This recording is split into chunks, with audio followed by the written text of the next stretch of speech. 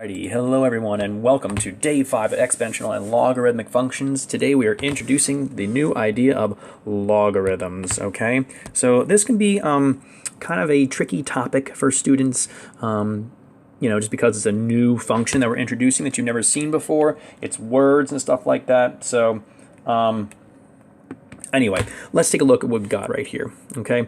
So if you haven't noticed yet in our class so far, there's been a bit of a rhythm to things. Okay, of course, right? We always draw transformations. We always come up with a parent of function that we study for that particular unit, and then we do transformations of that particular function. But then eventually also, whenever we learn about a function, for example, like x squared, we inevitably then come up with its inverse, something that undoes the square, right? And of course, then what undoes the square is the square root. And likewise, the inverse of the square root is the square, right? So these things in math kind of come in pairs, right? Functions and their inverses. And again, that typically is for solving and stuff like that. Likewise, we learned about x cubed, right? And eventually we learned about its inverse, the cube root of x, right? And again, they both kind of cancel each other out, okay? But then what about our exponentials that we just learned about? Certainly, right, there's some inverse of those things. And in fact, there is, okay? So what is the inverse of 2 to the x? The inverse of 2 to the x is log base 2. And that base 2 is like a subscript, okay? So like, you put it down like kind of on the line like that, and then put that x back up on the line like that. And that is the inverse function, okay?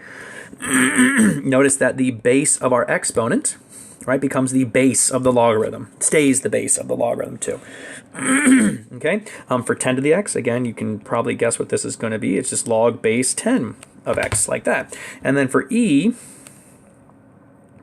that number we talked about recently, okay, you can write this, log base e of x, but remember I told you that e was the natural exponential, and so in fact we tend to rewrite this not as log base e, but we use ln of x, like that, or sometimes we use cursive, and you will see me use cursive, okay? And that's from the French logarithm naturel. Pardon my French, I don't really speak it, okay? But that's why it's ln and not nl, okay? The order there, because it's from the French. And of course, then if we have just any generic exponential function with our base a, with these stipulations, and again, remember we talked about what these stipulations were important and stuff like that.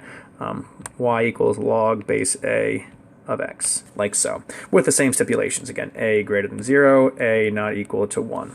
Okay, remember that if a was 1, then you wouldn't really have an exponential here. It would just be 1 to any power. It'd always be 1. That's actually a constant function. And then if a was negative, or if it was a was 0, it would be, again, a constant function. It would just be 0 all the time. If a was negative, you have these really weird results where, this x value would sometimes be like a fraction like 1/2, and how do you do a negative number to the 1/2 power? It'd be imaginary. We can't really graph that, right? But then right next to it, would be like a number like 1/3, which 1/3 you can graph because you can take the cube root, and you'd have all these weird, kind of results because you have all these, anyway, it'd be a very weird graph, okay? So there's the results from that. That's what logarithms are, okay? So let's talk about graphing this, and we'll get a little more into this as we go too. So first of all, let's graph 2 to the x, so we can kind of compare it to its inverse function, log base 2 of x, right? So these two functions are inverses to each other. And so let's go ahead and graph that 2 to the x. I already filled out a table for our exponential function 2 to the x. Okay, I expanded a little bit beyond where we normally go. Normally only go from -2 to 2, but I did -3 to 3, just kind of get some more points, just to see. So again, 3, 8. Okay, like so. Then 2, 4, and then 1, 2, and then 0, 1, and then -1, a half, -2, a fourth, and -3, 1/8. And so our graph looks something like this for 2 to the x.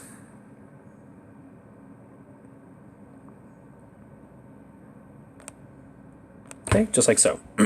Now remember, for the log base 2, which is the exact inverse of 2 to the x, right, the exact inverse of each other, what do you do to find an inverse? Remember what the first step is? You swap your x's and y's, right? Okay, another way to think about this is graphically, right? If you graph the line y equals x, and you can imagine reflecting the graph of 2 to the x over that line y equals x, you'll also get the graph of the logarithms. You might be able to visualize that. Those of you guys that are more visual and stuff like that, you might be able to visualize the way that looks right now. Okay? Or we can also just swap all these x and y values. So in other words, all these x values will become y values. And all the y values will become now the x values. All those matching y values now become the x values. So let's plot these points. So 8, 3, I'm going to start from the bottom there. Okay, and then 4, 2, and then 2, 1, 1, 0, 1/2, -1, 1/4, -2, and then 1/8, -3. Okay, connecting these dots gives us the graph of the log base 2. Okay, probably could have done just a little bit better job here and try it one more time.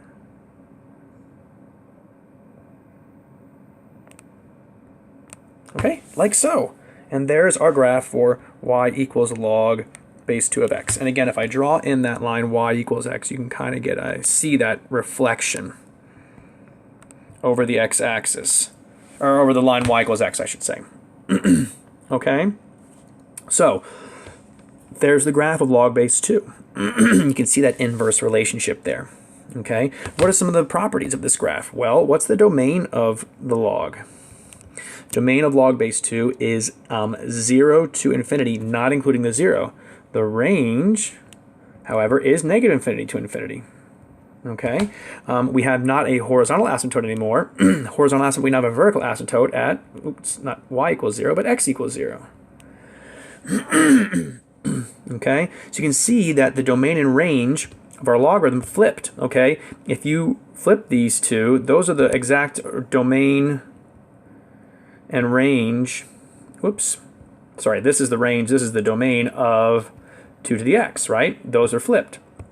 And this vertical asymptote, if you reflect it over this line y equals x there, it becomes a horizontal asymptote, okay, at 0. So anyway, enough of that. So that's how you graph it, okay? But how do we actually do or evaluate a logarithm, right? What does it mean to like evaluate a logarithm?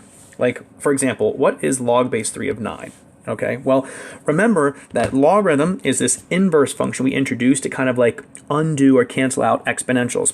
So let's go back to some of the other inverse functions that we know about. For example, let's say we wanted to evaluate cube root of 8, right? That cube root is an inverse function of the cubic. So in other words, when you ask the cube root of 8, another way you could ask it, okay, is what cubed gives you 8, right? And the answer is 2 cubed gives you 8, so therefore the cube root of 8 is 2.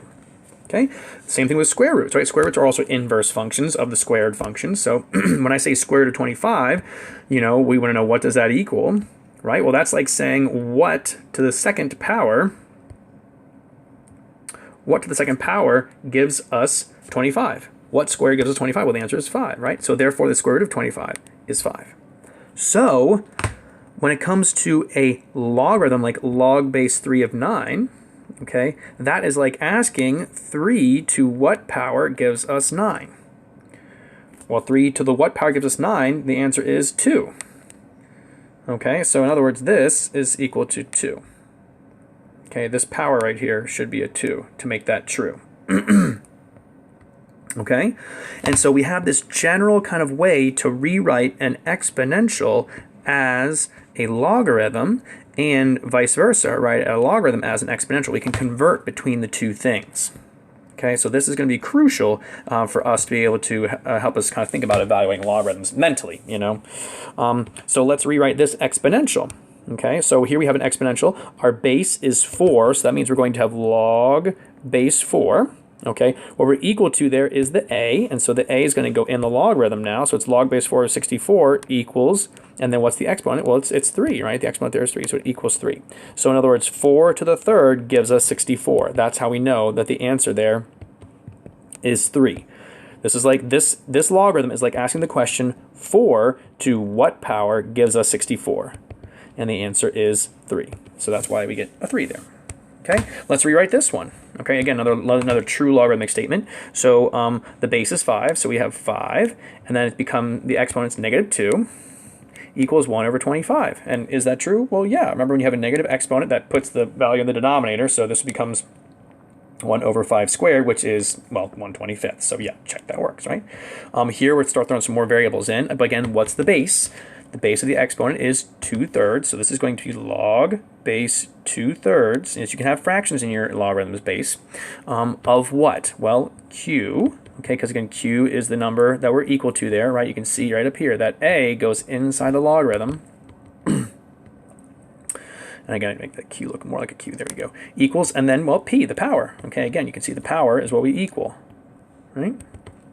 All right, so then log base 1/2 of m, so that's going to be 1/2 to the n equals m, like that.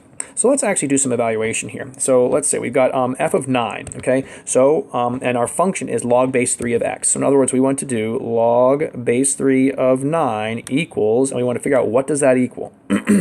So think in terms of exponents. So let's rewrite this in terms of exponents, okay? Instead of a question mark, I'm just going to use the variable x here, just kind of like, you know, but you can use whatever you want. Maybe we can make it a y, okay? Because that maybe makes more sense to you as a y value. Anyway, rewrite this as an exponential. So our base is 3, the exponent's y, and the number is equal to 9, okay? So we know that the answer here is y equals 2.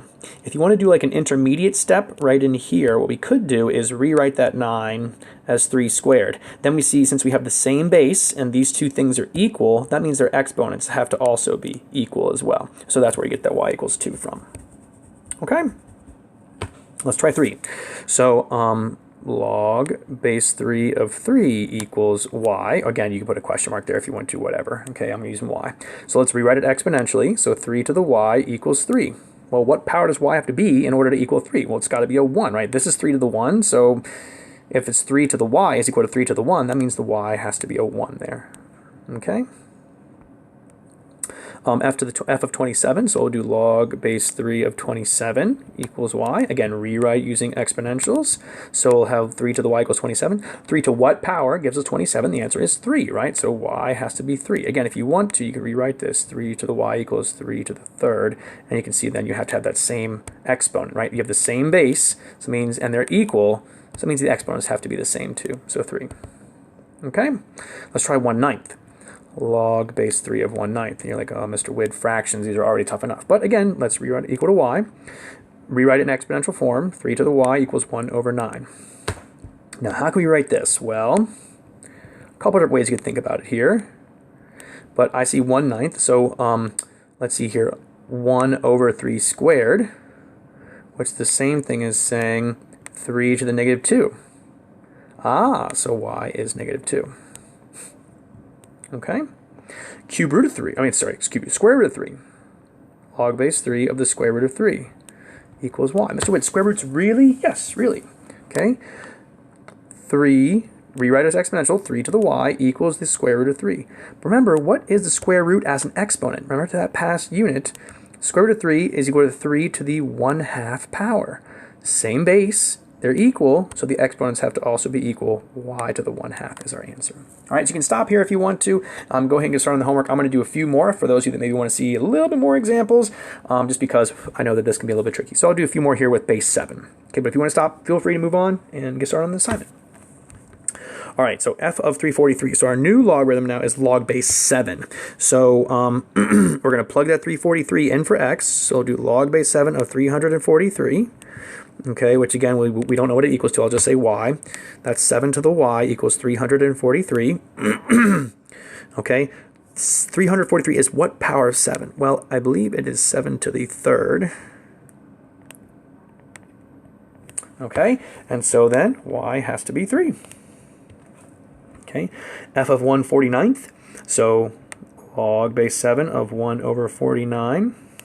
Okay, equals y again. We don't know what it equals yet, right? We'll rewrite it in exponential form. So 7 to the y equals 1 over 49. Okay, here's another way you could rewrite this. So if you remember in the past when we had a fraction like right here, I had you rewrite the denominator as a power of 3 in this case, because we're using 3's, right? And then 1 over 3 squared became just 3 to the -2. However, another way you can think about this is that 1 is a power of 7. 7 to the 0 gives you 1, right? Whereas 49 is 7 to the 2. And then since you have the same bases, you can, and you're dividing, how do you simplify your exponents? Well, you subtract them. What's 0 take away 2? Well, it's -2, right? So we have 7 to the y equals 7 to the -2. And so y is -2. That's another way to come up with that negative exponent. That maybe makes more sense using your exponent properties and stuff. All right, last one here. We got f of the square root of 7. So we'll do log base 7 of the square root of 7 equals y. Again, rewrite 7 to the y equals the square root of 7. Again, square root is what exponent? It is 7 to the 1/2. And so we have y and 1/2. So y must be 1/2. And there's our exponent. Okay? This is why we did the rational exponent unit before this logarithm and exponential unit, because of needing to be able to rewrite that square root as to the 1/2 power. All right, so that'll be the end there. Get you guys started on your assignment. Thanks, guys, and have a good day.